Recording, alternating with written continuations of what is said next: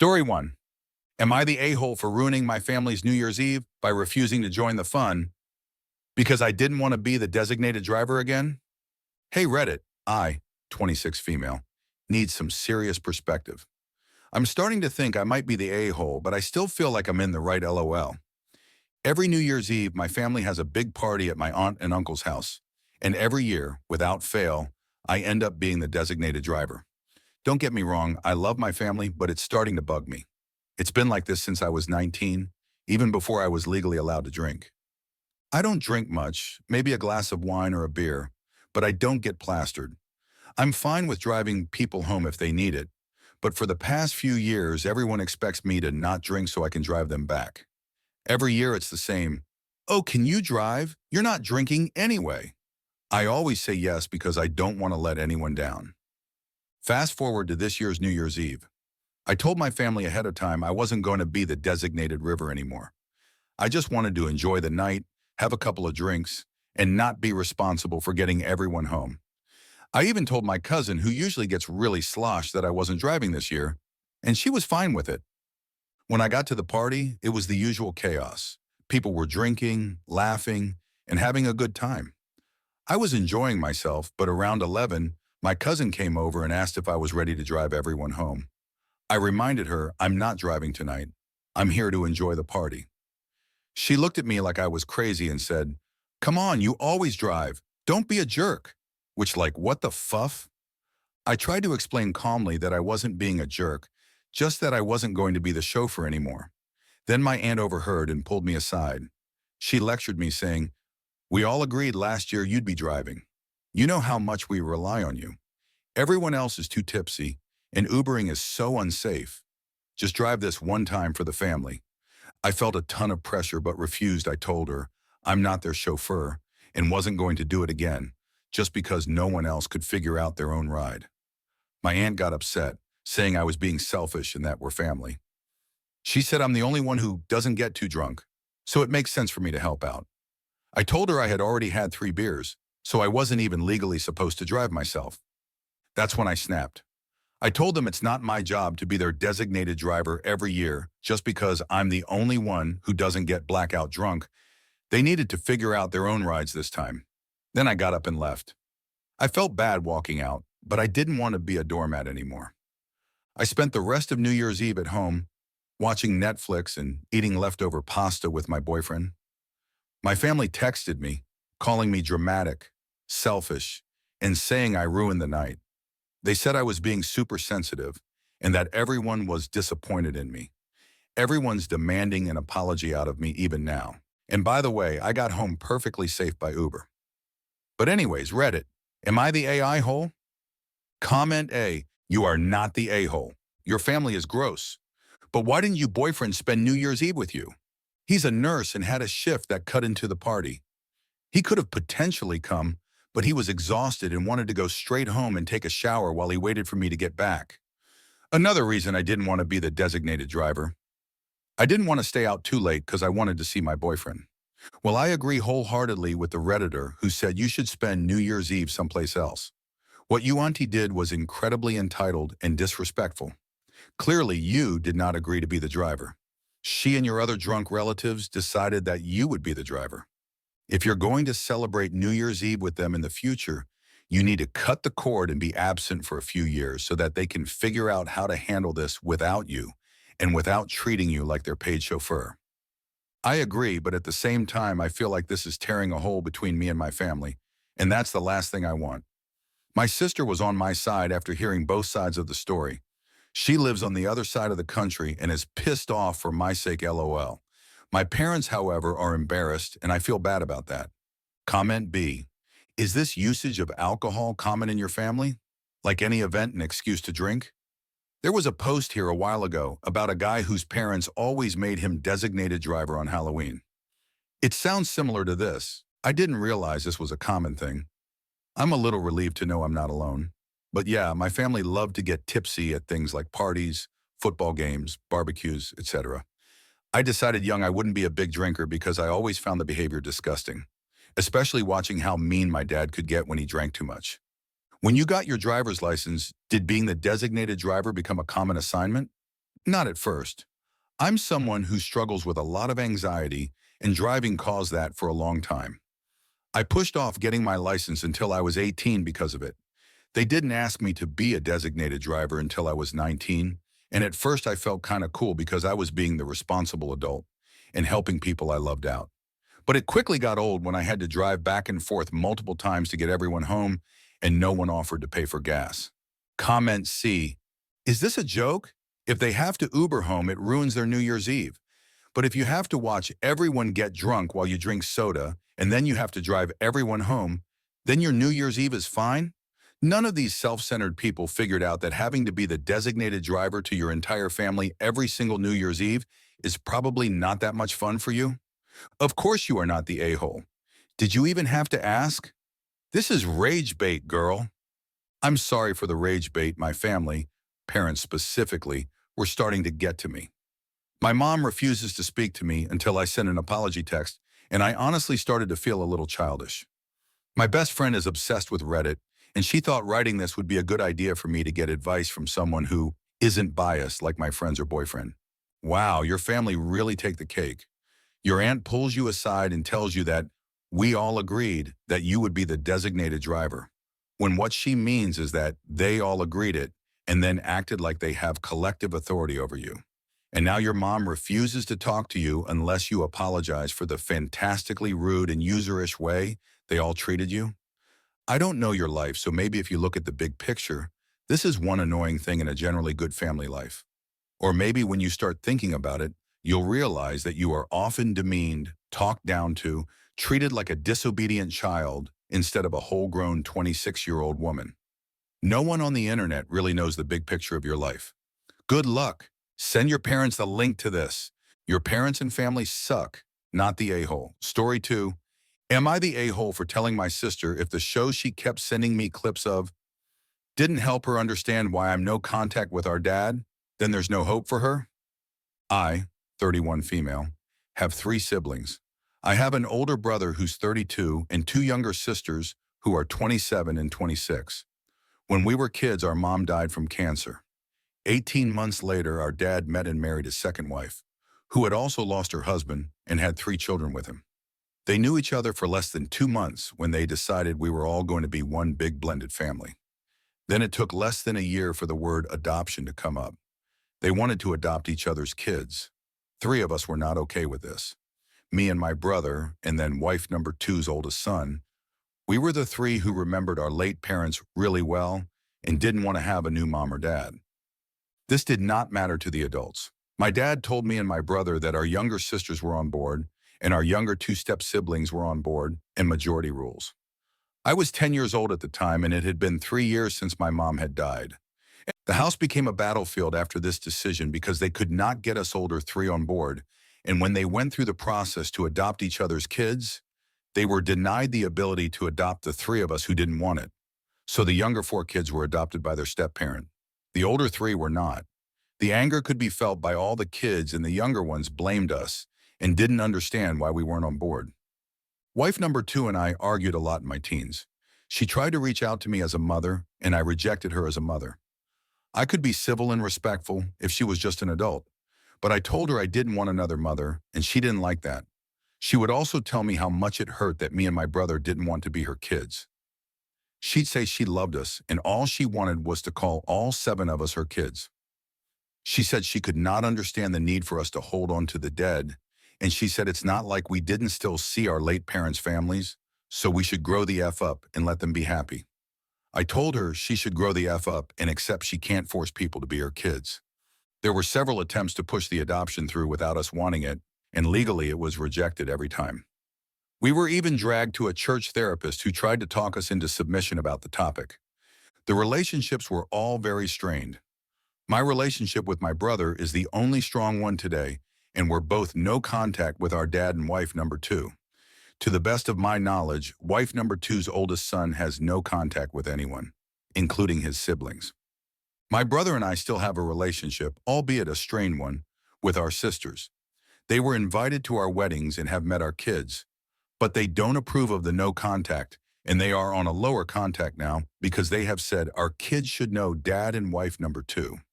I disagree and have said it would not be healthy, but my sisters don't overly care.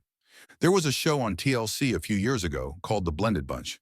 I never watched it, but saw some clips, and it hit close to home. One of my sisters saw it and sent me TikTok clips that centered around some of the kids not wanting to be adopted, and one of the relatives of the family being the voice of reason. Only my sister kept saying I was a craphead, like the relative who said they wouldn't want it either, and it was wrong to force on the kids. I told her after several comments that if the clips didn't help her see why I went no contact and how awful it is to see crying kids and to still try and push them, then there's no hope for her at all. I told her she didn't live through the experience in the same way our brother and I did. Her reply back was that I was ungrateful and should see those kids being brats and trying to ruin a good thing just like we did. She also told me to say there's no hope for her shows how repulsive I am as a person. After all this, I'm pretty sure no contact will need to extend to both sisters because both act the same, only one has TikTok for this interaction. But I could still be an AY hole in this, so I'm asking if I am or not. Comment A. You and she had very different experiences because you were older and had stronger memories of your mother.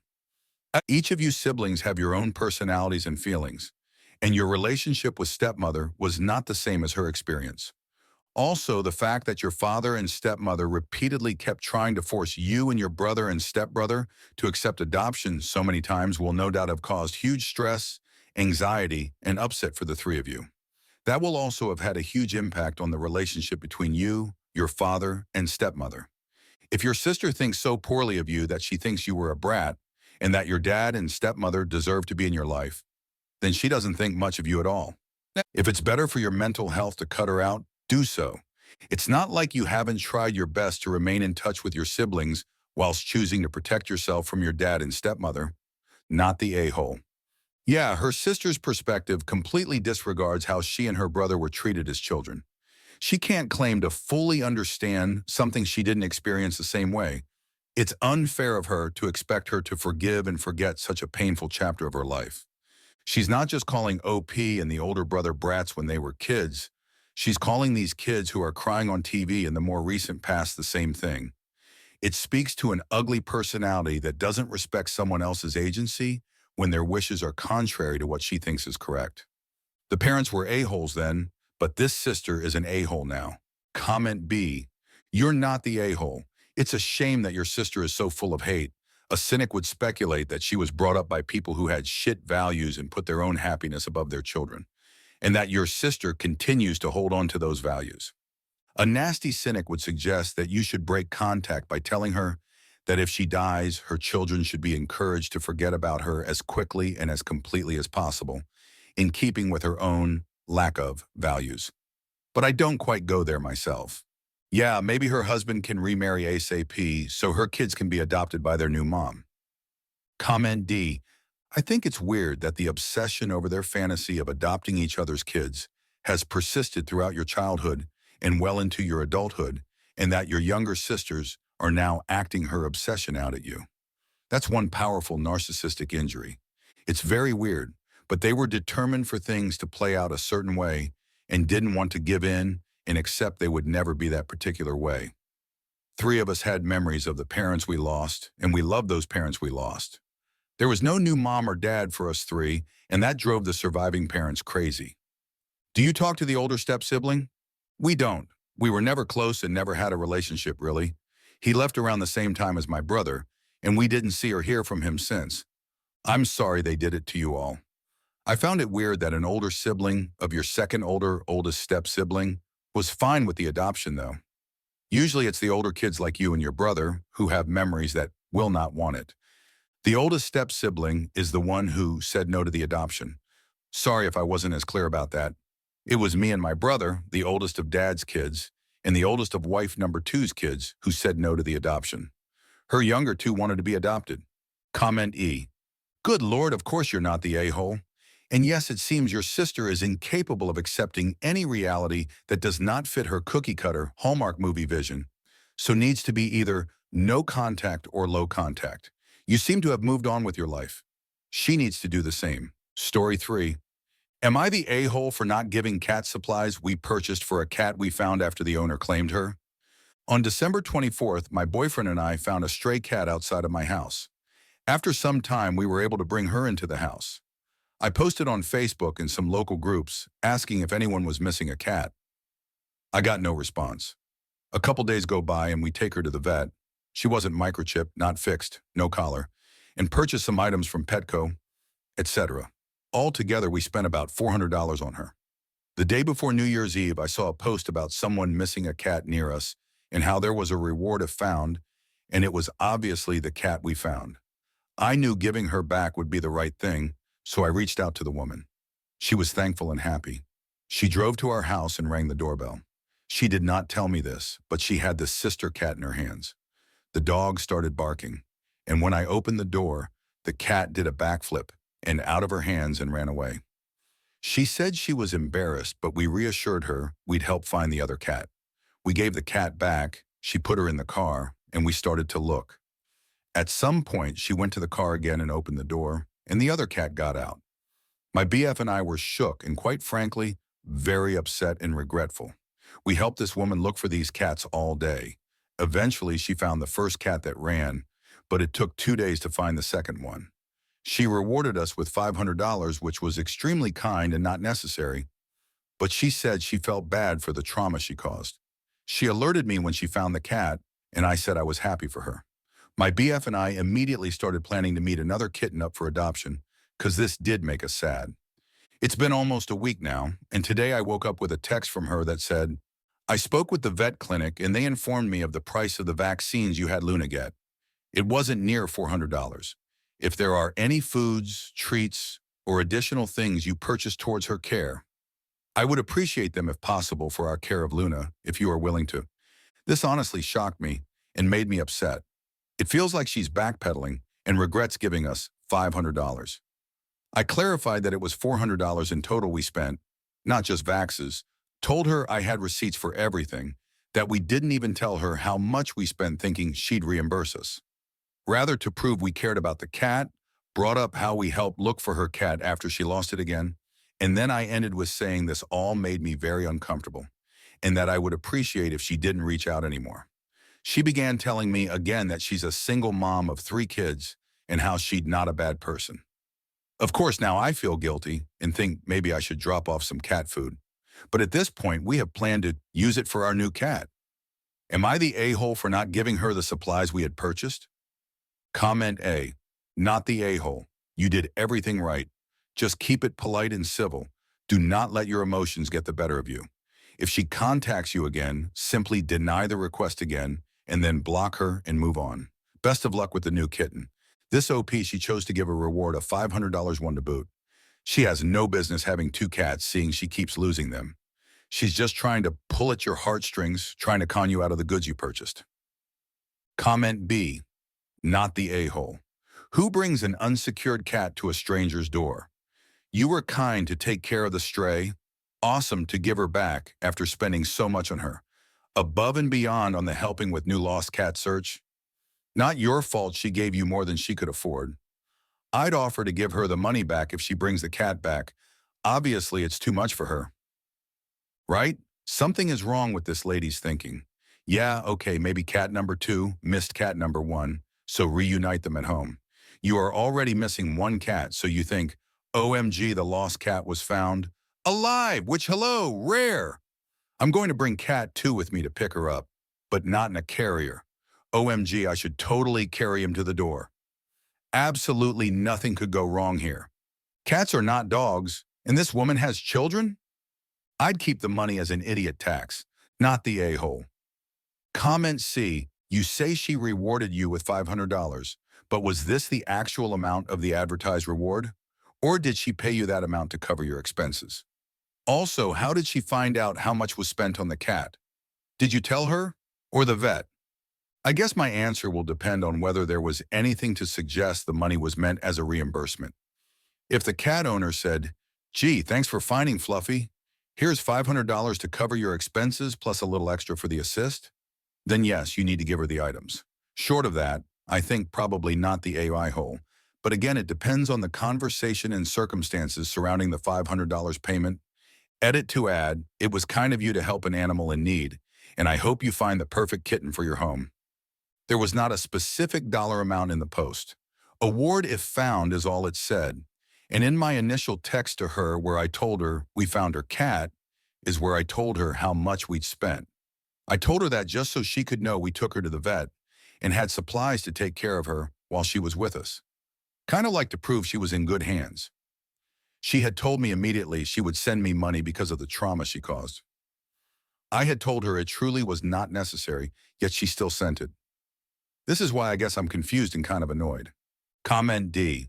Not the a-hole. If this lady's cat shows up at your place again, snag it, chip it, license it, and keep it in your house. This lady is going to get those cats killed. And it reminds me of when I once found a dog wandering the streets in Santa Monica. I called the number on the collar and sat at a nearby restaurant to meet the owner. The woman who turned up was literally living on the beach, not in a house, and looked in bad shape and not of sound mind. I didn't know this was the dog's living situation, but I felt like it was the right thing to return the dog to his owner. When I was walking back to my car, I saw the dog running away from her again before she finally caught up to him. It made me wish I got a second chance at rescuing him. Comment E. This may get downvoted, but if you find an unfixed, unvaccinated, unchipped, untagged animal roaming, it's up for grabs. It has an irresponsible caretaker who doesn't give one crap about it. This is actually the response I got from some of the vets and this woman who fosters kittens in my area who checked if she was microchipped.